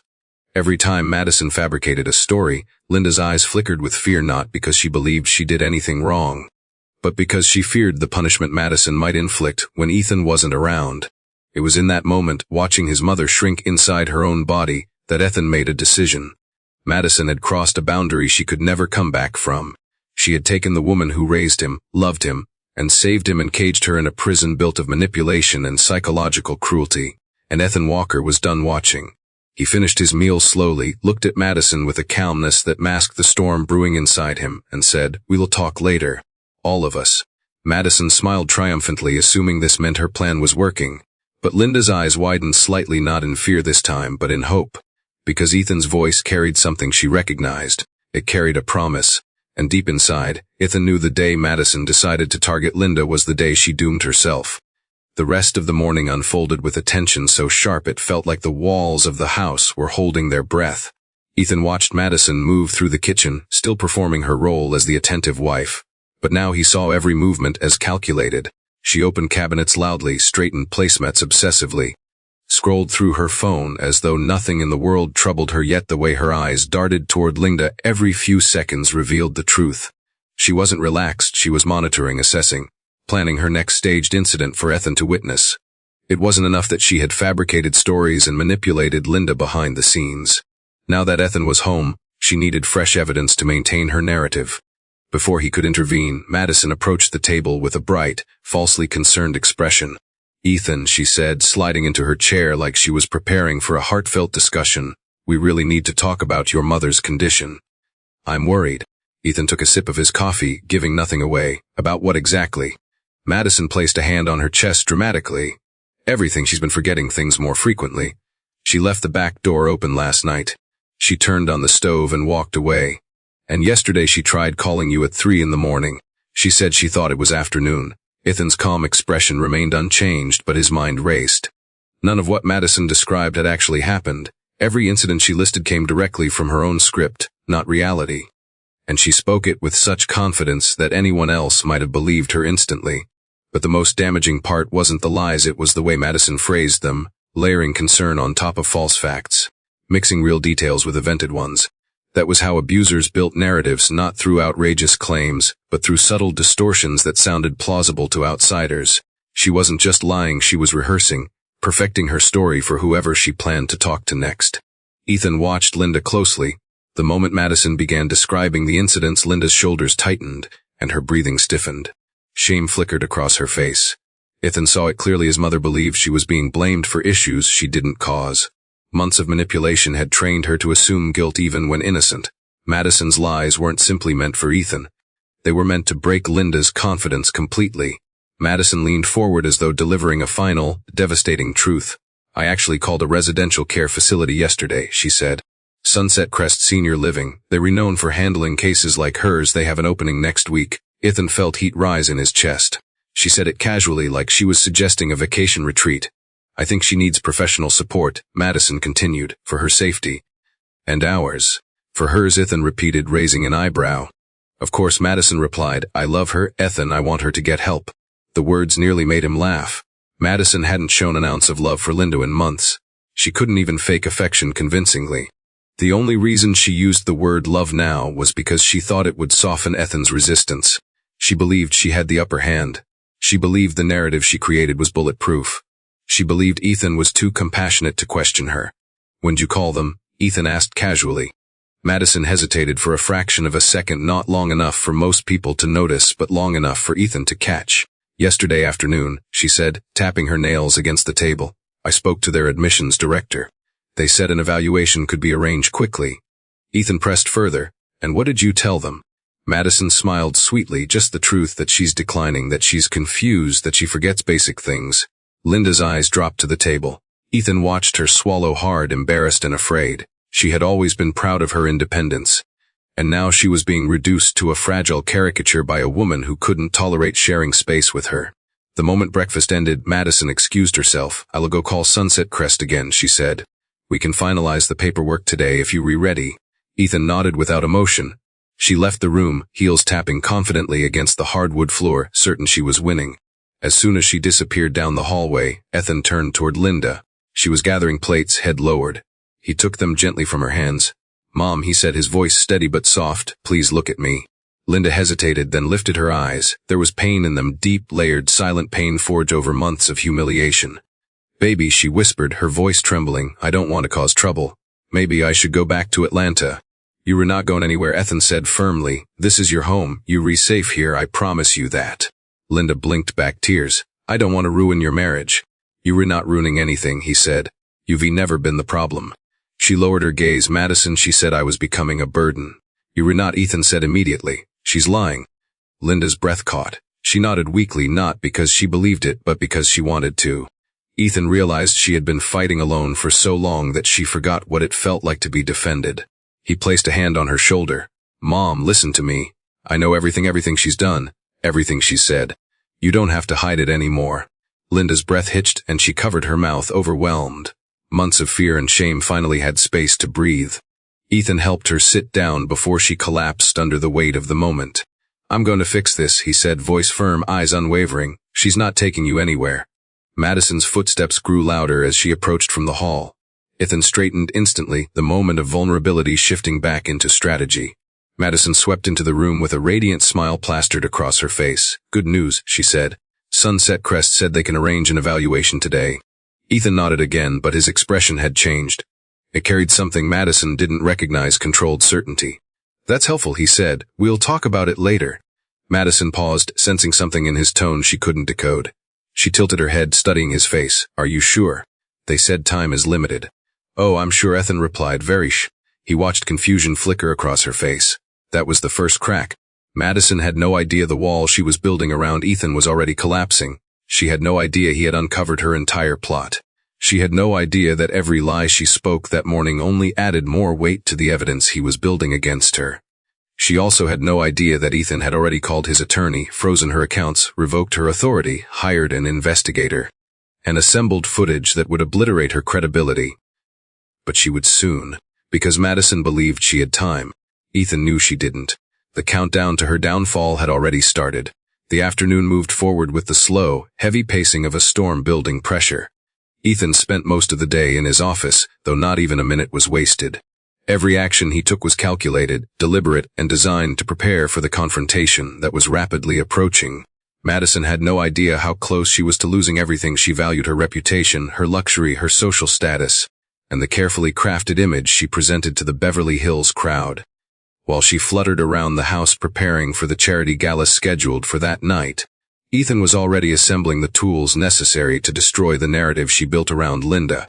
His first call was to the journalist he trusted most, Abigail Torres from the Los Angeles Times. Abigail had covered several of his philanthropic projects over the years and was known for exposing corruption, especially among high-ranking families in Los Angeles. Ethan respected her integrity, and he knew she would recognize the weight of what he was giving her. When she answered the phone, he wasted no time. "Abigail, I need you," he said, his voice low but firm. "You sound different," she replied. "What's going on?" "I have a story for you. One involving elder abuse, manipulation, and a coordinated effort to force an elderly woman into an institution against her will." There was a pause, but not hesitation, just processing. "Whose family?" she asked. "Mine," Ethan answered. Abigail drew in a breath. "Send everything you have." Ethan transferred several files: videos, screenshots, timestamps, transcriptions of the Beverly Hills Elite Wives chat, and the recorded phone call Madison had made to the facility. Abigail watched the clips as they uploaded, her tone shifting from professional curiosity to hardened outrage. "This is huge," she said. "And I don't just mean socially, this is criminal." Ethan nodded even though she couldn't see him. "I know, and I want it exposed tonight." "You want a same-day release?" she asked. "Yes," Ethan said. "The moment the story drops, people will record reactions, cameras will be on, social media will explode. And Madison won't have time to spin the narrative." Abigail didn't object. "I'll start drafting it immediately. But for a story this size, you need another outlet to hit simultaneously. Something with reach beyond print." "I already planned for that," Ethan said. His next call was to Thames, specifically to a contact who owed him a favor from a prior corporate leak. Thames had built an empire on fast, explosive reporting. If the La Times would deliver the detailed expose, Thames would deliver the cultural earthquake. "Send everything," the producer said eagerly. "We will time the release exactly with your signal." "Good," Ethan replied. "Because she's going to be at a gala with half the city watching." He disconnected the call and immediately began coordinating with Hawk. The investigator had already finished extracting data from Madison's phone and was now combing through the metadata. She deleted a lot, Hawk said, but not thoroughly. I've recovered every chat, every screenshot she shared, and every voice memo she thought she erased. Good, Ethan said, package them all. Already done, Hawk replied, and there's more. You were right to act fast. She made an appointment with a notary for tomorrow morning, probably to file guardianship paperwork. The revelation wasn't surprising, but it solidified the urgency. Ethan needed the exposure to hit hard enough to shut down any future attempt by Madison to claim she acted out of concern. By late afternoon, Ethan had every major outlet on standby. The La Times, Teams, The Hollywood Reporter, Vanity Fair, and Page 6 all had embargoed packages ready to publish the moment he gave the command. It wasn't just about revenge. It was about ensuring the truth became undeniable on a scale large enough that Madison's wealth, charm, or social network couldn't distort it. But preparation wasn't only external. Ethan turned his attention inward, reviewing the evidence one last time. Watching the videos again was painful. Linda's trembling hands, Madison's mocking tone, the coldness in her eyes as she forced Linda into degrading tasks. But each clip reminded Ethan why he needed to go through with this. This wasn't just for Linda's safety. It was for her dignity. He organized the files into a presentation designed for the gala.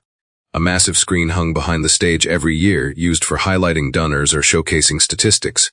Tonight it would display something far different. Ethan uploaded everything onto a secure drive and labeled it to M. Walker Exposure Final. With the external and internal preparations complete, Ethan stepped out of his office for the first time in hours. The house felt too clean, too staged, too quiet in the wrong ways. Madison's perfume lingered in the hallway, along with the faint sound of her voice carrying from upstairs. She was speaking on the phone, that tone she used when entertaining wealthy acquaintances, sugary and overly polished. He approached the staircase but paused out of view. Yes, I'll be there, Madison said. And yes, everything is handled with the old woman. Honestly, it's been exhausting. Ethan felt his teeth clench. Then she laughed. No, Ethan has no idea what's going on. He's too busy with work to notice anything at home. The statement no longer stung, it disgusted him. Once she's in the facility, Madison continued, life will be peaceful again. I'm telling you, this has been the hardest year of my marriage. But it'll all be fixed soon. Ethan turned away before she finished the call, because at that point he no longer needed confirmation. He had enough evidence to collapse her entire world. Downstairs, Linda sat on the small bench near the garden, hands folded in her lap. She looked tired but peaceful in a sad, resigned way. Ethan approached and sat beside her, wanting her to feel just a fraction of the safety he planned to restore. He said gently. She lit up. Yes, baby. You coming with me to the gala tonight? Linda blinked. I don't want to embarrass you. You won't, Ethan said, 'cause tonight isn't about them. It's about you. She didn't understand, but she nodded, trusting him the way she always had. When evening arrived, Madison descended the stairs in a shimmering designer gown, confident and radiant. She was ready for cameras, ready for applause, ready for admiration. She didn't look at Ethan with suspicion, only with anticipation. This is a big night for us, she said proudly. Yes, Ethan replied, it is. She didn't notice the double meaning. She didn't notice the drive in his pocket. She didn't notice the way Ethan held Linda's arm with protective firmness. And she certainly didn't notice that the first domino of her downfall was set to fall the moment they walked through the doors of the gala. The charity gala glittered with a type of extravagance only the wealthiest corners of Los Angeles could produce. Chandeliers dripped from the ceiling like frozen waterfalls, the marble floors reflected designer heels and tuxedo shoes, and the air buzzed with forced laughter, networking, and the soft clinking of champagne flutes. The event was held at the Beverly Ridge Cultural Hall, a venue favored by the elite not for its beauty, but because every major publication in Southern California covered its high-profile events. The perfect stage for everything Ethan planned. Madison stepped out of the car first, smiling at waiting photographers like she'd been born under spotlights. Her gown glittered as flashes captured her from every angle. She lifted her chin, radiating the confidence of a woman who believed she owned the night. Come on, Ethan, she called over her shoulder, as if he were merely an accessory she brought along for credibility. What she didn't expect was Ethan stepping out of the car, holding Linda's arm gently. The reporters murmured in surprise. Madison froze for a fraction of a second, long enough for Ethan to catch it. She quickly forced a smile, but her eyes betrayed her anger. She didn't want Linda there. She didn't want anyone to see the woman she tried so hard to hide. But Ethan had made his choice, and neither her glare nor her ego could undo it now. He leaned toward Linda as they walked the red carpet. If you feel tired or uncomfortable at any point, just squeeze my hand. Linda nodded softly, but Ethan felt her grip tighten, not in fear, but in emotional overwhelm. She had never attended an event this grand, and certainly never expected Ethan to bring her to one as his honored guest. Inside the hall, dozens of Los Angeles' most powerful families mingled beneath cascading floral arrangements. Politicians, actors, tech CEOs, real estate moguls, they were all here, dressed like they had something to prove. Madison floated toward her social circle, eager to resume her queen bee role, but Ethan didn't follow her. He guided Linda through the room with intention, introducing her to people she had only ever heard about in articles or on local news. "This is my mother," he said proudly each time. Those words traveled through the crowd almost instantly. People glanced at Linda with newfound respect. Madison noticed, and it rattled her. She walked back toward them, smile brittle, voice slightly sharper. "Sweetheart, why don't you let Mom rest? I can take her to the table." "No," Ethan said calmly, "she stays with me." That sentence alone made Madison's mask crack. Eventually, the crowd began filtering toward the dining area. A massive LED screen loomed behind the stage, ready for presentations later in the evening. Madison walked confidently to the table reserved for Ethan, expecting to sit at his right. But Ethan guided Linda to the seat instead. Madison's face tightened, her smile stretched unnaturally. "I'll sit across," she said, pretending it didn't bother her. But it bothered her more than anything ever had. The gala progressed with speeches about charity, community outreach, and social responsibility. Madison clapped exaggeratedly for each presenter, eager to be filmed demonstrating moral superiority. Ethan waited patiently, scanning the room, assessing when the timing would be perfect. He didn't want chaos, he wanted impact. As dessert was served, the event director approached Ethan quietly. "We're ready whenever you are, Mr. Walker." Ethan nodded. Madison's eyes narrowed slightly, ready for what she asked. "You will see," Ethan said calmly. Then he stood. The room hushed, not into silence, but into that expectant hum wealthy audiences always adopted when someone important rose to speak. And Ethan Walker was more than important. He was admired, quoted, respected. "Good evening," he began. Cameras swung toward him instantly. "Thank you all for supporting this foundation. Tonight, I'd like to share something personal." Madison's smile returned, confident again. She assumed he would praise her or talk about their philanthropic work. She placed a hand delicately on her chest, preparing to glow under attention. But the glow never came. Ethan continued, "Many of you know my professional accomplishments. But what matters most is the woman who raised me." He gestured toward Linda, who sat uncertain but proud. "This woman worked double shifts to give me a future. She took in a child no one else wanted. She gave me everything." His voice carried across the hall with conviction. People leaned forward, moved by the sincerity. Madison's eyes widened in alarm. Ethan went on, "Over the last year, someone in my life targeted her. Someone who tried to isolate her, manipulate her, lie about her, demean her. Someone who attempted to create a fictional portrait of her decline." The room shifted. A ripple of confusion traveled across the tables, and Madison's face drained of color. Ethan took a remote from his jacket pocket. "I didn't know at first, but I know now, and tonight all of you will know too." He pressed the button. The giant LED screen lit up. At first, the room saw Madison laughing as she tossed Linda's mail into the trash. Gasps erupted. Then videos flashed of Madison lowering the thermostat in Linda's guest wing, forcing her to eat in the basement, mocking her in text messages. Then came the messages. Screenshots of the Beverly Hills Elite Wives chat. The women in the crowd turned pale, men stared, stunned. Names of recognizable wives plastered across the screen beside cruel comments, racist remarks, and plans to get rid of inconvenient elderly relatives. Madison jumped to her feet. "Turn it off." "This is private." "Ethan, stop this." He didn't even look at her. Another screenshot appeared. Madison bragging, "Once she's out, the house will finally feel like mine." Whispers turned into shockwaves. Madison lunged toward the stage, heels clicking frantically. "Ethan, enough. You're humiliating us." He finally met her eyes. "No," he said, "you humiliated yourself." The final slide appeared, a text where Madison said she would forge evidence of Linda's decline. That was the death blow. The audience erupted, some horrified, some angry, some pulling out their phones. Madison's social circle recoiled from her as though she were contagious. The wives who had participated in the chat ducked their faces, knowing their reputations were gone. Security stepped in front of the stage to prevent Madison from approaching Ethan. She screamed his name, but no one supported her. No one defended her. Her world collapsed in real time. Ethan turned back to the crowd. "Tonight is about accountability. It's about protecting the vulnerable. And it's about ensuring that the people responsible for this kind of cruelty face real consequences." He looked directly at Madison. "You will never hurt my mother again." The room erupted in applause, not polite applause, but fierce, supportive applause. Linda covered her mouth, tears streaming down her cheeks. She looked at Ethan with gratitude so deep it etched itself into his memory forever. Madison did not stay for the rest of the event. Security removed her from the building as cameras recorded her meltdown, her pleading, her frantic denials. By the time she reached the parking lot, the entire city had already begun sharing the footage online. Her downfall had officially begun. Madison had always believed she was untouchable. She moved through Los Angeles as though she owned every room she entered, backed by wealth, beauty, and a social circle that worshipped status.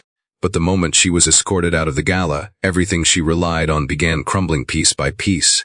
Outside the venue, the paparazzi who once begged her for photos swarmed her for a very different reason. Microphones were shoved toward her face, not to capture compliments about her gown or ask about her skincare routine, but to demand answers. Did you abuse your mother-in-law? Why were you trying to have her institutionalized? Were you working with other wives to target the elderly? Madison shielded her face with trembling hands, her eyes wide with panic as cameras flashed relentlessly. Her driver tried to open the car door for her, but reporters blocked the path, their questions overlapping aggressively. Madison's carefully curated image shattered the moment she began screaming at them, her voice cracking from desperation. Back off. You don't understand, she yelled. This is all taken out of context. But nothing sounded like context, everything sounded like guilt. The more she yelled, the more frenzied the chaos became. The scene was broadcast live by multiple networks, instantly uploaded to social media, and within minutes her meltdown became a trending hashtag. When she finally reached the car, her legs nearly buckled beneath her. She slammed the door shut and gasped for air, mascara running down her cheeks. Her phone buzzed nonstop, calls, texts, notifications, alerts. She grabbed it with shaking hands, hoping to find messages of support. Instead, she found betrayal everywhere. Her closest friend, Samantha Vance, had texted, "My lawyer says I can't speak to you, don't reach out." Another message from Patricia Sterling read, "We all distancing ourselves. Don't mention my name in anything." More messages poured in, each one colder than the last. One friend wrote, "I have children to think of. Your scandal could ruin my family." Another, "Please delete my number." The group chat that once cheered her manipulation was now silent, not by accident, but because she had been removed from it. She opened the chat interface and found herself locked out entirely. The same women who encouraged her cruelty now abandoned her faster than anyone expected. She tried calling Samantha, no answer. Patricia straight to voicemail. Jennifer Walsh blocked. Every pillar of her social kingdom collapsed in real time, and Madison realized her status never belongs to her. She had borrowed it from people who only valued her when she served their narratives. Now that she was a liability, they cut her off without hesitation. Her phone rang again, and for a brief moment, she hoped it was Ethan calling to take her side, to beg her to come home so they could fix this together. But the name on the screen made her stomach flip. It was her attorney. She answered instantly, voice shaky. "Thank God," she whispered. "I need your help. You won't believe what Ethan did." Her attorney cut her off. "Mrs. Walker, I'm terminating our contract." "What?" she cried. "There is a conflict of interest. Several other clients mentioned in the expos are seeking representation. I cannot be associated with your case." "You can't abandon me!" Madison shouted. "This is your job." "Not anymore," he replied. "Good luck." Then the line clicked dead. Madison stared at her screen in disbelief. Her breathing grew uneven, panic clawing at her chest. For the first time in her life, she understood what it felt like to have no one, no allies, no friends, no support system. She couldn't even hire a crisis pre-team because her reputation had become toxic overnight. Every major PR firm in LA had released statements distancing themselves from the Walker scandal. It wasn't because they cared about morality. It was because taking her on as a client would destroy their own reputations. When Madison finally arrived home, she found her belongings neatly packed in suitcases near the front entrance. Ethan stood in the foyer, posture calm, expression unreadable. Linda sat on the living room couch, looking exhausted but safe, finally safe. "You can't be serious," Madison whispered when she saw the luggage. "I'm very serious," Ethan said. "You leaving? You throwing away our marriage because of her?" She spat, pointing at Linda. Ethan didn't flinch. "I'm ending our marriage because of you." Madison shook her head violently. "You can't do this. I'm your wife. We can fix this. I can explain." "You already explained," Ethan interrupted coldly. "In every video, every message, every lie you told about my mother." Madison's eyes filled with tears. She reached for him desperately, but Ethan stepped back. "Please," she begged. "We can go to counseling. We can rebuild. Just give me a chance." Ethan didn't raise his voice. He didn't lash out. He simply looked at her with a finality she had never seen. "There's nothing left to rebuild." Madison sobbed, collapsing against the wall. "I made mistakes," she cried. "But I didn't deserve this." Ethan looked at her with a chilling calm. "My mother didn't deserve any of what you did to her," he said. "And you deserve everything that's happening now." Madison's tears turned into rage. You re-choosing her over your wife. I'm choosing the woman who raised me over the woman who tried to destroy her, Ethan replied. And legally you were leaving with nothing. You violated our prenup. No, Madison gasped. Ethan, please. It's done, he said. She screamed his name, hoping the sound would break through his resolve, but it didn't. She looked at Linda expecting sympathy, but Linda simply watched her with calm dignity, not hatred, not vengeance. Just the quiet strength of someone who had survived far worse than a privileged woman's tantrum. Madison stumbled toward the door. Ethan opened it but refused to help her with the bags. There's a car waiting outside, he said. He'll take you wherever you want to go, except here. When the door closed behind her, Madison clung to her suitcase handle, trembling. The street outside felt colder, darker, unfamiliar. Her world, the world she curated so carefully, had evaporated in a single night. She looked down the street and realized she had nowhere to go. No one would welcome her.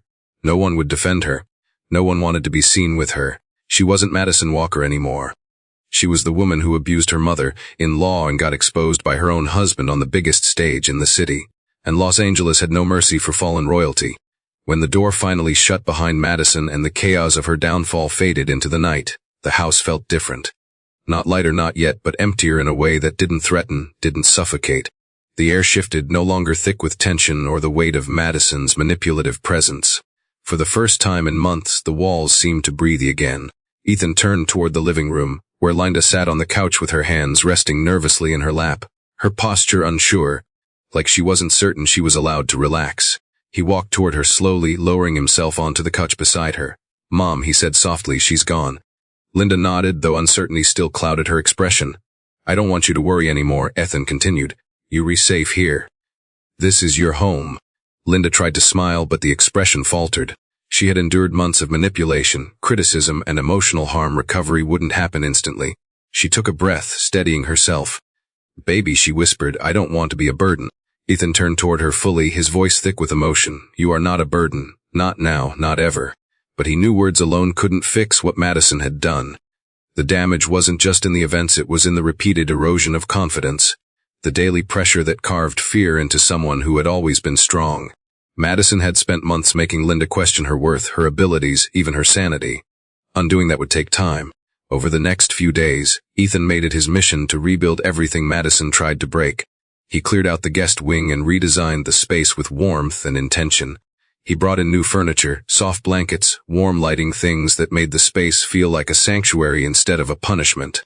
When Linda walked into her restored room, she touched the fresh linens gently, her eyes filling with tears. She tried to blink away. I wanted you to feel comfortable, Ethan said, like you belong here. Linda turned him slowly. Thank you, baby. But it wasn't enough. Ethan knew that restoring physical comfort was only one part of healing. He noticed the way Linda flinched whenever someone raised their voice, even if it was on TV. He noticed she hesitated before entering the kitchen, as though bracing for criticism. He noticed she moved quietly through the house, trying not to be seen. It was as if her spirit had shrunk itself to avoid conflict. Ethan refused to let that continue, so he approached healing from another angle. He encouraged Linda to reclaim the routines she once loved: gardening, reading, calling her friends. At first she resisted. I don't want to cause trouble, she'd say. Or maybe later. But Ethan persisted, gently nudging, reminding her of the independence she used to carry with pride. One afternoon he caught her tending the herb garden again, brushing soil from her hands. Remember how you used to make your special peach cobbler? He asked, the one from Atlanta. Linda's eyes brightened faintly. You always loved that. I still do, Ethan said. Will you make it with me? It took coaxing, but eventually she agreed. In the kitchen, Linda moved cautiously at first, unsure of her place in a room that Madison had weaponized against her. But as the ingredients came together, flour, sugar, peaches, cinnamon, her movements grew steadier. At one point, she laughed quietly at Ethan's attempt to slice peaches too thick. It was the smallest moment, but it felt like sunlight breaking through clouds. As the cobbler baked, Ethan leaned against the counter and said, You know, you deserve joy too, not just survival. Linda paused, absorbing the words. She nodded slowly. I'm trying. And Ethan could see it. But healing also required professional care. So he arranged for a therapist specializing in recovering from emotional and psychological abuse to visit the house discreetly. At first, Linda resisted. I don't need therapy, she insisted. I just need time. But after a gentle conversation, Ethan explaining it wasn't a sign of weakness, but strength, she agreed to try one session. The therapist, Dr. Harper, was warm and patient. She spoke to Linda like she mattered, like she wasn't a broken person but someone who had been deeply hurt. After their session, Linda looked lighter, as if she had set down a heavy weight she'd carried for too long. Plans formed naturally from there. Ethan helped Linda reconnect with old friends from Atlanta, friends Madison had tried to cut out. One afternoon, Linda spent nearly 2 hours laughing on the phone with her childhood friend Janet, catching up on stories they had missed. When the call ended, Linda wiped tears from her eyes, not from sadness but from relief. "I've missed this," she admitted. Ethan smiled. "You deserve people who love you." He also encouraged her to return to community work. Before moving to Malibu, Linda had volunteered at local youth centers, teaching kids basic computer skills. It was one of the things she loved most, giving back, helping children who reminded her of Ethan at that age. When Ethan suggested visiting a youth center in LA, she hesitated. "I don't know if I can do that anymore," she said softly. "You can," Ethan replied, "and if you can't alone, I'll go with you." A week later, Linda walked into the center with Ethan by her side. The kids gathered around, curious and excited. Linda introduced herself shyly, unsure of her reception, but within minutes, the children were asking her questions, laughing at her stories, and listening intently as she taught them simple coding concepts. By the end of the session, the staff asked if she'd consider coming back weekly. As they left, Linda smiled in a way Ethan hadn't seen in months, broad, genuine, filled with purpose. "I forgot how much I loved this," she said. "That's why we're bringing it back," Ethan answered. He watched her reclaim pieces of herself a little at a time. Confidence returned slowly, like watching a flower bloom after a harsh winter. She started humming again while cooking. She walked through the house without fear. She laughed more. She looked at Ethan without guilt, without apology, without shrinking inside herself. One evening, as the sun dipped below the Pacific horizon, Ethan joined her on the patio. She rested her hand on his arm. "You saved me," she whispered. "No," Ethan replied, covering her hand with his. "You saved me first. Now I'm just giving back what you gave me." Linda's eyes softened. "I'm proud of you, baby." Ethan felt something warm fill his chest, a kind of peace he hadn't felt since before Madison entered their lives. "And I'm proud of you," he said, "for surviving, for healing, for coming back to yourself." Linda leaned her head gently against his shoulder, the ocean breeze brushing past them. For the first time in a long time, she wasn't afraid. And Ethan realized the house finally felt like a home again, because dignity, love, and respect had returned to its walls. And so had she. In the weeks that followed Madison's departure, the Walker home transformed into something Ethan hadn't felt in a long time: peaceful, authentic, and full of warmth.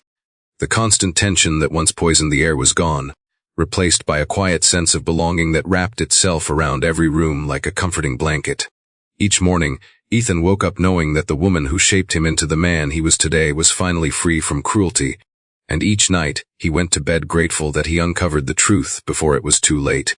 Life didn't snap back to perfection overnight. Healing wasn't a switch, it was a path. But it was a path Ethan and Linda walked together. Ethan found strength in the routine of simple things: shared breakfasts, open conversations, time together in the garden. Things that used to feel ordinary now carried deeper meaning. Each moment felt like reclaiming a piece of their bond that Madison had tried so hard to damage. One afternoon, Ethan sat with Linda on the back porch overlooking the Pacific. The sun dipped low, painting the sky with streaks of pink, orange, and gold. Linda rested her hands in her lap, her posture relaxed, her expression calm. She looked healthier, stronger, not because time erased the pain, but because she was no longer living under fear. Ethan watched her as she gazed at the horizon. She looked like the woman he remembered from childhood, the woman who always found hope even in the hardest circumstances. "You know," Linda said softly, "I used to come out here early in the morning when you were traveling. I watched the ocean and prayed you were doing well. I just never wanted you to worry about me." Ethan's chest tightened. "I should have been home more," he said. "I should have noticed the signs sooner." Linda reached for his hand, her touch gentle but steady. "Don't blame yourself, baby. You trusted someone you loved. There's nothing wrong with that. What matters is you saw the truth when it was time to see it." Her words cut through the guilt he carried, easing the weight on his shoulders. Ethan had spent days replaying events, questioning every business trip, every missed call, every moment he wasn't home. But Linda was right. Madison's deceit wasn't his fault. What mattered was how fiercely he acted once he uncovered it. Later that evening, Ethan walked into his office, sat at his desk, and opened a blank document. Not for work, not for business strategies. For something personal, something he owed Linda. He began writing a tribute, a dedication to her life, her sacrifices, her strength. He didn't plan to publish it, at least not right away. But he wanted the words preserved. He wanted his gratitude recorded somewhere beyond his own memory. He wrote about how she adopted him when he had nothing, how she poured her energy into raising him, how she taught him kindness before success, compassion before ambition. He wrote about how the world saw him as a billionaire entrepreneur, but he saw himself as simply Linda's son. Every achievement he had was rooted in her devotion. When he finished, he printed the letter, folded it, and walked to the porch where Linda still sat. "I wrote something for you," he said. Linda looked surprised. "For me?" Ethan handed her the envelope. She opened it, began reading, and her eyes filled with tears before she reached the halfway point. She pressed the letter to her chest and whispered, "You didn't have to do this." "I did," Ethan replied. "You deserve to know how much I love you." Linda wiped her cheeks. "I've always known, baby. Even before you made your first dollar. Even before the companies and the fame. You were always a good boy." Hearing that felt like receiving the highest honor. Ethan sat beside her again, letting the moment settle between them. As days turned into weeks, Ethan turned his attention to creating long-term safety measures not just for Linda, but for anyone who found themselves vulnerable in wealthy households. He partnered with Abigail Torres and several nonprofit organizations to launch a new foundation dedicated to protecting elderly family members from psychological manipulation and domestic abuse. He named it the Harris Initiative in honor of Linda. When the announcement went public, it became one of the most widely supported philanthropic efforts of the year. During the launch event, Ethan spoke candidly about what happened to his family, not to shame Madison, but to highlight how easily abuse can hide behind luxury, status, and polished appearances. He told the crowd, "Strength is not measured by wealth. It's measured by how we protect the people who cannot protect themselves." After the speech, Linda stood beside him, holding his hand proudly. She didn't hide in the shadows anymore. She stood tall, representing resilience, renewal, and dignity reclaimed. Their home became a place of connection again. Linda cooked dishes from Atlanta, teaching Ethan old recipes he had nearly forgotten. They planted new flowers, shared morning walks, and sometimes sat in the living room watching old shows, laughing like they used to. Ethan often caught glimpses of her humming while tidying the kitchen or arranging fresh flowers, little signs of comfort returning. It wasn't just Linda who healed. Ethan healed too. For years, he had overworked himself, believing success required constant sacrifice. But now he understood that wealth meant nothing if he couldn't protect the person who gave him everything. His priorities shifted not toward business, but toward family, legacy, and purpose. One evening, as they walked along the cliffside path behind the house, Linda said, "I hope you find someone who truly loves you one day." Ethan smiled gently. "One day," he said, "but I'm not in a hurry." "You deserve a good partner," Linda added. "Someone who treats you with honesty and kindness." "I will," Ethan said. "Thanks to you, I know exactly what that looks like." They continued walking as the waves crashed below, the horizon stretching endlessly before them. The future didn't feel uncertain. It felt open, filled with the promise of healing and new beginnings. Madison's chapter in their lives was closed, sealed, and buried behind consequences she brought upon herself. But Linda's story, their story, was still unfolding. And for the first time in a long time, Ethan felt free to breathe, free to plan, free to honor the woman who had carried him from nothing to everything. He glanced at Linda beside him, her smile illuminated by the fading sunset. "Mom," he said softly, "we were going to be okay." Linda squeezed his hand. "We already are." The story of Ethan and Linda is, at its core, a powerful reminder that love, loyalty, and moral courage matter far more than wealth, prestige, or the image we project to the world. In a society obsessed with appearances where social status often seems more valuable than character, it becomes dangerously easy for people like Madison to hide their cruelty behind a polished exterior. She represented a type of person many encounter in life, someone who thrives on power, manipulation, and the approval of others, while treating the vulnerable as disposable. The lesson here is that true character always reveals itself eventually, no matter how carefully someone tries to conceal it. Masks crack, lies unravel. And when they do, those who built their identity on selfishness find that they have nothing real left to stand on. Ethan's journey shows that even the strongest, most successful individuals can be blindsided by deception. Trust is a beautiful thing, but it becomes dangerous when given to someone who hasn't earned it. Madison used marriage not as a bond, but as leverage. She attempted to weaponize Ethan's absence, using his career-driven lifestyle to isolate and harm the very person who raised him. And yet, Ethan's response teaches an essential truth: discovering betrayal is less about shame and more about responsibility. Once Ethan saw the truth, he didn't run from, ignore it, or make excuses. He confronted it fully. Many people fear conflict, especially when relationships or reputations are at stake. But Ethan demonstrates that protecting the innocent always outweighs maintaining the illusion of a perfect life. Another crucial lesson is about the strength of those who have endured hardship. Linda represents millions of elderly individuals who go unheard and unseen in environments of wealth or authority. She survived poverty, discrimination, and years of personal sacrifice, yet it was emotional abuse in her own son's home that nearly broke her spirit. That reality forces us to reconsider what vulnerability truly means. Physical strength might fade with age, but emotional resilience can be chipped away when someone is repeatedly humiliated or diminished. Linda didn't stay quiet because she lacked strength. She stayed quiet because she didn't want to burden the child she devoted her life to protecting. Her story teaches us that even the strongest hearts can be wounded when love is used against them. It reminds us to check in on the people who raised us or cared for us, not just physically but emotionally, because sometimes suffering hides behind smiles. The narrative also sheds light on the insidious nature of social validation. People like Madison don't act alone. They surround themselves with individuals who normalize, encourage, and even reward cruelty. Her group chat filled with wealthy wives trading stories about removing inconvenient elders reveals the moral decay that grows when privilege is left unchecked.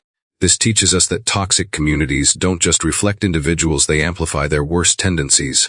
In contrast, Ethan's alliances with ethical professionals, journalists, and investigators demonstrate that building connections rooted in integrity ultimately leads to justice. The story warns us to choose our circles wisely. Surround yourself with people who challenge you to be better, not people who cheer for your worst impulses. A deeply meaningful lesson lies in Ethan's decision to expose the truth publicly. Many people in his position might have chosen a private divorce, a quiet settlement, or a behind-closed-doors confrontation. But Ethan understood something profound: when abuse is buried, it grows. Madison would have found ways to twist the narrative, paint herself as the victim, or continue harming others. By choosing transparency at great personal cost, Ethan championed accountability. His actions highlight a powerful moral stance. Doing what is right often requires courage, vulnerability, and a willingness to face public scrutiny. But justice without transparency is incomplete. Ethan's public exposure wasn't revenge. It was protection, not just for Linda but for every future person Madison might have targeted. Linda's healing journey offers the final and perhaps most important lesson. Trauma recovery is not instant. It requires patience, compassion, and consistent support. Ethan didn't simply remove Madison and declare the problem solved. He rebuilt Linda's confidence through everyday moments, cooking together, walking in the garden, reconnecting with old friends, encouraging her to rejoin her community work.